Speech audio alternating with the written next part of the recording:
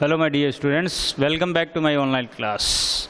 Today I am going to start the next part of invitation reply, that is informal pattern.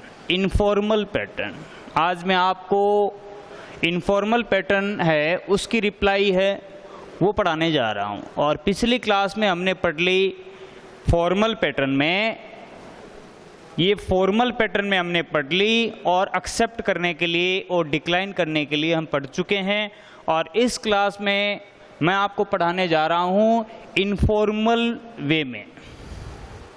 Informal, जैसे कि आप जानते हो invitation reply है, ये दो तरह से है, फॉर्मल एंड इनफॉर्मल। इनफॉर्मल ये दो तरह से है और इसमें फॉर्मल में भी जैसे कि दो है, एक्सेप्ट करने के लिए और डिक्लाइन करने के लिए, हाँ कहने के लिए और ना कहने के लिए। अब फॉर्मल में एक्सेप्ट करने के लिए, डिक्लाइन करने के लिए हम पढ़ चुके हैं और इस क्लास में हम क्या पढ़ेंगे, ये जो इनफॉर्मल है इसमें पढ़ेंगे, जैसे कि दो है, एक्सेप्ट करने के लिए और डिक्लाइन करने के लिए।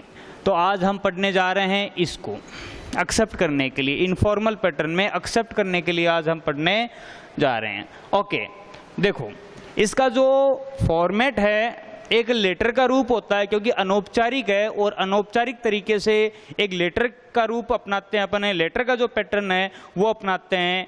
लेटर का बॉडी ऑफ द पार्ट है वो बहुत लंबा लिखते हैं और इसमें अपन 50-60 शब्दों से ज़्यादा नहीं लिखते हैं, और वैसे इसको भी बॉक्स में लिख दिया जाता है। फॉर्मल के लिए बॉक्स, देखो फॉर्मल के लिए बॉक्स बनाना ज़रूरी होता है, लेकिन इनफॉर्मल के लिए आप बॉक्स बनाओ तो भी ठीक है, नहीं बनाओ तो भी ठीक है, लेकिन यहाँ पर 4 मार्क्स का है, इसीलिए हमें यहाँ पर बॉक्स में बनाना चाहिए। और बॉक्स के अंदर जो पैटर्न है वो हमें एक लेटर का अपनाना चाहिए। लेटर कौन से, जैसे कि हम अपने रिश्तेदारों को, अपने मित्रों को जो लेटर लिखते हैं वो पैटर्न आपको अपनाना चाहिए। तो देखो क्वेश्चन को देखो, यहाँ पर एक क्वेश्चन की प्रैक्टिस करने जा रहे हैं हम। क्वेश्चन क्या है, imagine yourself mister Ravi Mehta. आपको अपने आप को रवि मेहता मानना है। सपोज करो, इमेजिन करो कि आप रवि मेहता हो। You have been invited by, आपको आमंत्रित किया गया है, किसके द्वारा किया गया है, Mrs and mister Karan Singh. ये देखो ये तो आपका नाम आ गया और आपको आमंत्रित किया गया है Mrs and mister Karan Singh. याद रहे ये जो नाम है यहाँ पर सिंगुलर है और ये नाम है यहाँ पर, ये हम प्लूरल मानेंगे। किस अवसर पर है, on the occasion of wedding ceremony, वैवाहिक समारोह के अवसर पर आपको आमंत्रित किया गया है। वैवाहिक अवसर किसका है, ऑफ देयर सन रमन, उनके पुत्र रमन के वैवाहिक समारोह के अवसर पर आपको आमंत्रित किया गया है Mrs and mister Karan Singh के द्वारा। रिप्लाई देम, इनको देखो देम आया है, ये प्लूरल है, प्लूरल के लिए देम ही आएगा। इनको अब रिप्लाई देनी है किस तरह से, एक्सेप्टिंग, मतलब हाँ कहते हुए, एक्सेप्ट करते हुए, इनविटेशन को एक्सेप्ट करते हुए आपको जवाब देना है। Accepting the invitation informally. Informally, formally नहीं है यहाँ पर, इनफॉर्मली है, और इनफॉर्मली का मतलब आपको एक लेटर का रूप अपनाना है। ओके, अब सबसे पहले देखो आप, ये आंसर हो गया, यहाँ पर इसमें भी आपने बॉक्स बना लिया। चलो इस तरह से ये एक बॉक्स बनाया। ये बॉक्स बनाने के बाद में सबसे पहले देखो यहाँ पर लिखने वाला अपना एड्रेस लिखता है। एड्रेस में जैसे कि हाउस नंबर लिख दिया हमने, कितना लिख दिया, 6, यहाँ पर 15 कर दिया। और फिर देखो कॉलोनी आपने लिख दी विराट कॉलोनी और गुड्ढा गोड़जी कर दिया, गुड्ढा गोड़जी। सपोज करो इस तरह से एड्रेस दे दिया अपन ने। ये एड्रेस देने के बाद में इसके नीचे डेट लिखते हैं। देखो लाइन डेट, इसके नीचे लाइन खाली छोड़ने की ज़रूरत नहीं है, डेट लिखना पड़ता है। डेट के नीचे लाइन खाली छोड़ने की ज़रूरत होती है, इसीलिए आज की जैसे लिखने जिस दिन लिखते हैं उस दिन की तारीख लिखते हैं। आज हमने लिख दिया, सपोज करो जैसे कि 27 मई 2020, ये डेट लिख दी हमने इस तरह से। ये जो तारीख है ये दो तरह से हम लिख सकते हैं, इस तरह से भी लिख सकते हैं और इस तरह 27 मई 2020 तारीख लिख दी। ये तारीख दो तरह से लिखी जा सकती है। आप देखो इस तरह से भी डेट लिख सकते हो, मई 27, 2020, आप इस तरह से भी डेट लिख सकते हो। इसमें से एक डेट आपको लिखनी पड़ेगी। तो आपने सपोज करो ये तारीख लिख दी, तारीख लिखने के बाद में ये लाइन आपको खाली छोड़नी है इस तरह से, ये लाइन खाली छोड़ दी। और लाइन खाली छोड़ने के बाद में आपको डायरेक्ट लिखना पड़ता है। ये एक ऑफिशियल लेटर नहीं है, ये जो पर्सनल लेटर होते हैं उसकी तरह से आपको लिखना पड़ता है। तो आप लिखोगे डियर, और डियर के बाद में माई फ्रेंड वगैरह ऐसा कुछ नहीं लिखा जाता है, इसमें नाम लिखेंगे और आप जिसको रिप्लाई दे रहे हो उसका नाम आएगा यहाँ पर। रिप्लाई किसको दे रहे हो, देखो इस तरह से। तो आपने लिखा dear Mrs and mister Karan Singh, Karan Singh, ये लो, ये लिख दिया आपने। और ये लिखने के बाद में आप डायरेक्ट नीचे वाली लाइन, इस लाइन को छोड़ दो आप खाली, और ये खाली छोड़ने के बाद में यहाँ से आपको लिखना स्टार्ट करना है। तो देखो ध्यान से, अब शुरुआत करनी है, आप इसका जवाब दे रहे हो तो स्टार्ट कैसे करोगे, अलग अलग तरह से कर सकते हो। और लेकिन आपको एक इजी और सटीक सही भाषा जो लैंग्वेज है इसके लिए वो अपनानी है। तो आप जैसे धन्यवाद देते हुए शुरुआत करनी है, तो यहाँ पर देखो इस तरह से कर सकते हो, थैंक यू वेरी मच, इस तरह से आपने शुरुआत कर दी, कहना शुरू किया। सपोज करो थैंक यू वेरी मच, आप धन्यवाद दे रहे हो किसके लिए, आपको आमंत्रित करने के लिए, इनविटेशन के लिए। Thank you very much for your cordial, cordial का मतलब काइंड इनविटेशन, कॉर्डियल इनविटेशन एक ही बात है यहाँ, इनविटेशन, इनविटेशन, ठीक है। और इतना लिखने के बाद में देखो आप लिख सकते हो आगे, इस आपके कॉर्डियल का मतलब होता है हार्दिक, इसको अपने हिंदी में क्या कहेंगे, हार्दिक कहेंगे। Thank you very much for your cordial invitation, आपके हार्दिक निमंत्रण के लिए बहुत बहुत धन्यवाद। किस अवसर पर, आगे लिख सकते हो आप किस अवसर पर, ये लाइन लिख सकते हो, on the occasion of wedding ceremony, on the occasion, on the occasion of the, निश्चित हो गया अब सेकेंड टाइम में, इसीलिए हम दी का यूज कर सकते हैं, द वेडिंग सेरेमनी,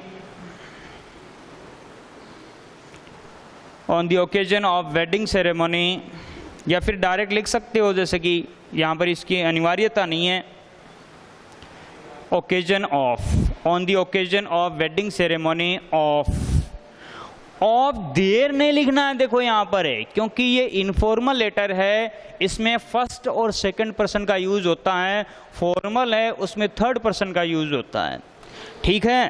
तो आप इस तरह से लिख सकते हो, thank you very much for your cordial invitation है on the occasion of wedding ceremony of your, लिख सकते हो, आवर भी कर सकते हो इसकी जगह, योर सन, सन के आगे कोमा, देखो देर की जगह हमने क्या किया, योर किया है, सन रमन, रमन, रमन ये नाम लिख दिया आपने यहाँ पर। यहाँ योवर है, योवर की जगह आप जैसे कि अपनापन दर्शाने के लिए, अपनापन दर्शाने के लिए यहाँ पर आवर भी लिख सकते हो, ये भी सही है, ये भी क्या है यहाँ पर सही है, आवर्सन या योवर्सन रमन, ये लिख दिया आपने, फुल स्टॉप कर दिया, लो। इसके बाद में क्या है देखो, रिप्लाई देम एक्सेप्टिंग, हाँ कहना उनको, ठीक है, इसलिए यहाँ पर धन्यवाद दे दिया। आपको अब क्या करना पड़ेगा, आने के लिए कहना पड़ेगा कि हम जरूर आएंगे, तो आप क्या लिखोगे, आई, जैसे कि एक वचन है ये, आप यहाँ पर मिस्टर रवि मेहता हो, ये सिंगुलर है इसलिए आई से स्टार्ट किया, आई विल, अवश्यंभावी भाव को दर्शाने के लिए आई या वी के साथ विल का यूज करते हैं, आवश्यक भाव को, दृढ़ता को शो करने के लिए। इसलिए मैंने लिखा आई विल डेफिनेटली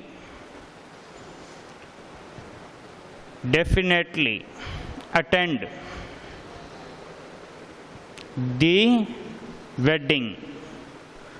यहां पर सेकेंड टाइम देखो, फर्स्ट टाइम यूज करते हैं तो दी का यूज नहीं किया, लेकिन पहली बार करने के बाद में सेकेंड टाइम जरूर हम दी का यूज करते हैं। यहाँ I will definitely attend the wedding ceremony. यहां पर दी का मतलब क्या है, ये किसकी वेडिंग सेरेमोनी है, ये रमन की है, रमन का वैवाहिक समारोह है, इसीलिए निश्चित हो गया, और निश्चित हो गया तो दी का यूज किया हमने यहाँ। I will definitely attend the wedding ceremony, मैं क्या है वेडिंग सेरेमोनी को निश्चित रूप से अटेंड करूंगा। किस लिए, यहाँ पर क्या है, जैसे कि आशीर्वाद वगैरह देने के लिए, बधाई देने के लिए, to wish Raman, to wish Raman, ये लो इस तरह से यहां पर लिख दिया हमने।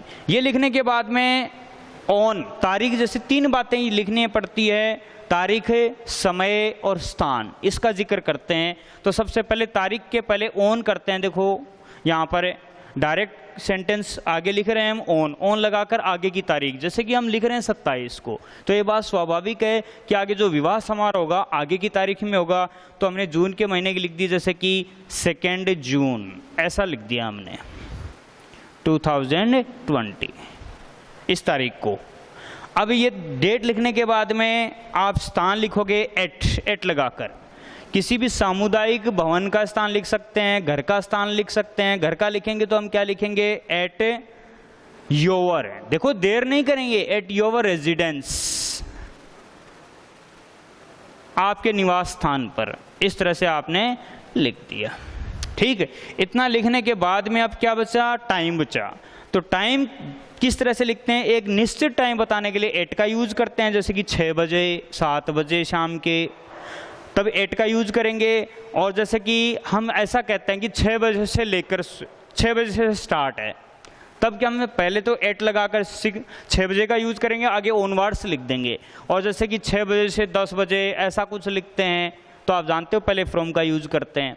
तो हमने जैसे कि लिख दिया फ्रॉम से स्टार्ट कर दिया, फ्रॉम 6 PM ऑनवर्ड्स कर दिया, 6 बजे से लेकर, ये फुल स्टॉप कर दी। ठीक है, इतना लिखने के बाद में क्या है, आपने पूरी जानकारी दे दी। और लास्ट में क्या है, एक बार फिर आपने धन्यवाद दे दिया, जैसे कि बहुत बहुत हार्दिक धन्यवाद। इसके लिए क्या है, हार्टिएस्ट लिख सकते हो, बेस्ट विशेस कर सकते हो, और सिंसियर थैंक्स से भी लिख सकते हो। इसका जिक्र यहाँ पर भी कर दिया। तो यहाँ पर एक बार फिर से आपने जिक्र कर दिया, जैसे कि वंस अगेन मतलब एक बार फिर, once again thanks for inviting me, मुझे इनवाइट करने के लिए एक बार फिर धन्यवाद। और लास्ट में आपने लिख दिया, जैसे कि किस तरह से लिखा, लाइन छोड़ोगे आप, योवर्स सिंसियरली, आपका निष्ठावान, सिंसियरली आपका नाम आ जाएगा। जैसे कि लिखने वाला अपना नाम लिखेगा, नाम क्या है, देखो यहाँ पर रवि मेहता है, तो आप यहाँ पर लिखोगे रवि। बस इस तरह से लिखने के बाद में इसको बंद कर देना है, ये लो। Okay, that's all in this class, thank you very much.